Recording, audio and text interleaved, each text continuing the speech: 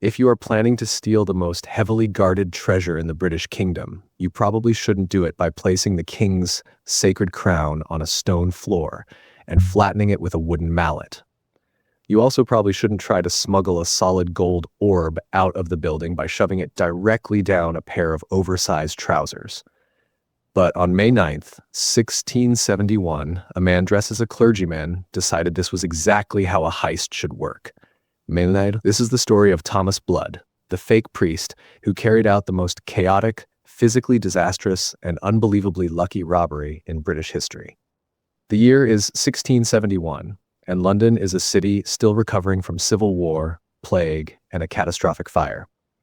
The English monarchy has recently been restored to power. The new king, Charles II, wanted to project absolute royal authority, but there was a slight problem. During the years when the country was a republic, the previous set of crown jewels had been dismantled. Parliament had ordered the medieval regalia to be melted down or sold off, declaring them symbols of the detestable rule of kings. So, for his coronation in 1661, Charles II commissioned an entirely new set of glittering regalia. These new symbols of state, including St. Edward's crown, a solid gold orb, and 2 royal scepters, cost a staggering £12,185. These priceless national treasures were kept at the Tower of London in a basement room in the Martin Tower. To generate a little extra revenue, the king allowed the public to view the jewels for a small fee. The security system was surprisingly relaxed. The jewels sat behind a simple metal grille, guarded by the deputy keeper of the jewel house, a 77-year-old military veteran named Talbot Edwards, who lived with his family right upstairs. It was basically a 17th century museum gift shop. Enter Thomas Blood. Blood was an Anglo-Irish officer, a rogue, and a man who desperately needed money and revenge. During the English Civil War, he had ultimately fought for Oliver Cromwell's parliamentarians. In return, he had been generously rewarded with large estates in Ireland.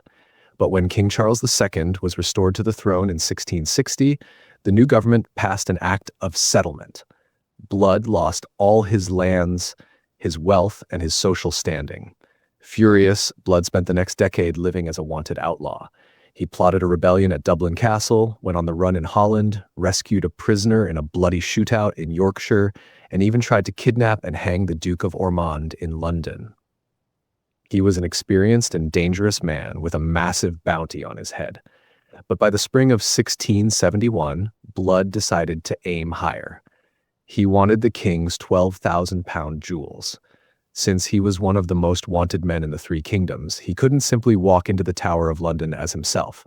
Instead, he put on a cassock and a long black cloak, adopting the disguise of a humble, pious country clergyman known as Parson Blood. Thomas Blood knew he couldn't just smash and grab. He needed Talbot Edwards to trust him completely. The heist began with an elaborate, patient-long con. Blood visited the tower with a woman pretending to be his wife. While viewing the jewels, the fake Mrs. Blood feigned a sudden, severe stomach illness. The elderly Talbot Edwards and his wife took pity on the woman, inviting her up to their private apartment to rest.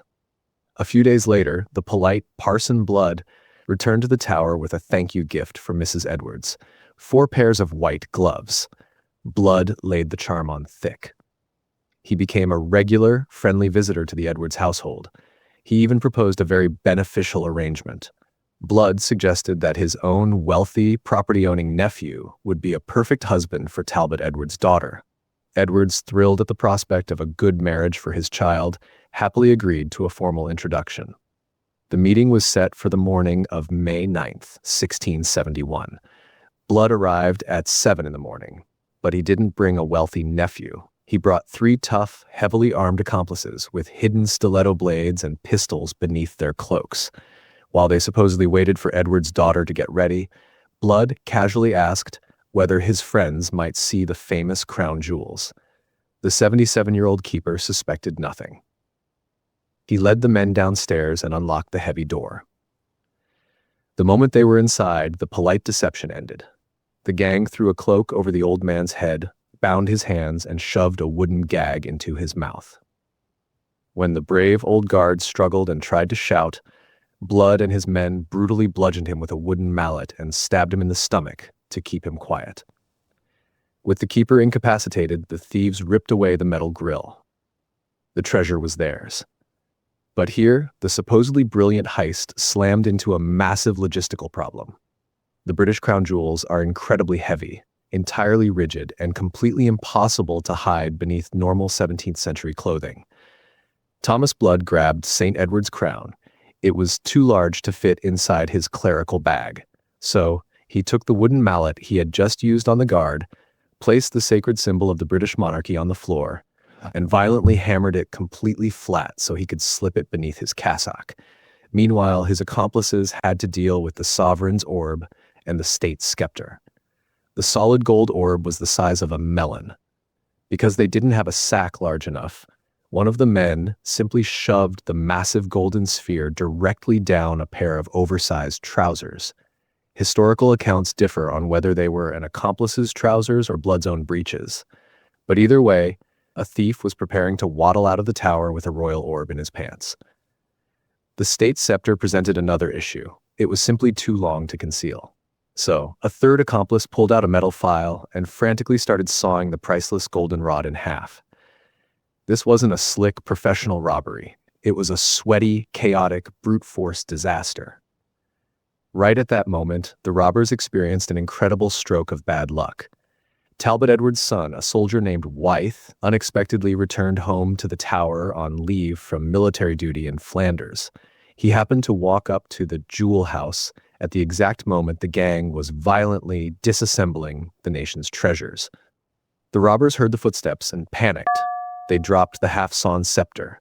Blood clutched the flattened crown. His accomplice awkwardly carried the orb in his pants, and they sprinted for the door.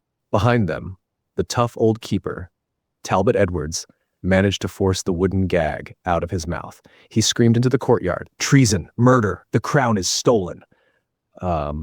What followed was an absurd chase across the grounds of the Tower of London.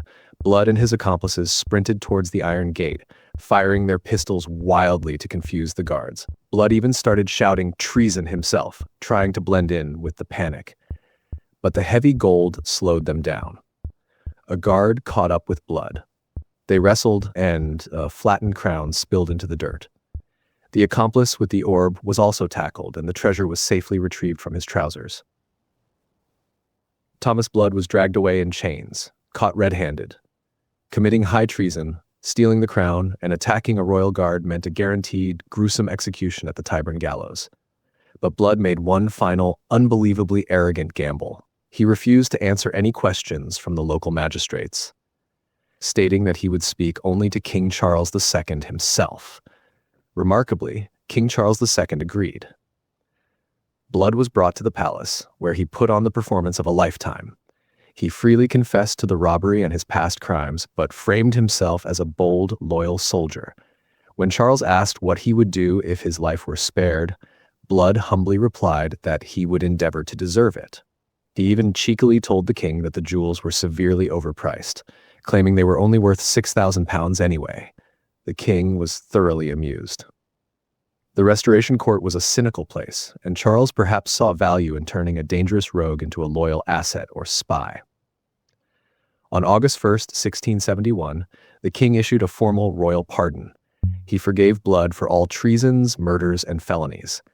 Not only did Thomas Blood escape the executioner, but the king also granted him estates in Ireland worth £500 a year. Meanwhile, the brave 77-year-old guard who had nearly died protecting the jewels was given a fraction of that amount, which was never even paid in full. Some historical moments are defined by brilliant strategy. Others are defined by a man smashing a crown, shoving an orb down his trousers, and having the sheer audacity to talk a king into paying him for it. Why do you think Charles II actually let him go? Was it just amusement, or did he want a new spy? Let us know your theory in the comments. Wait, don't forget to subscribe.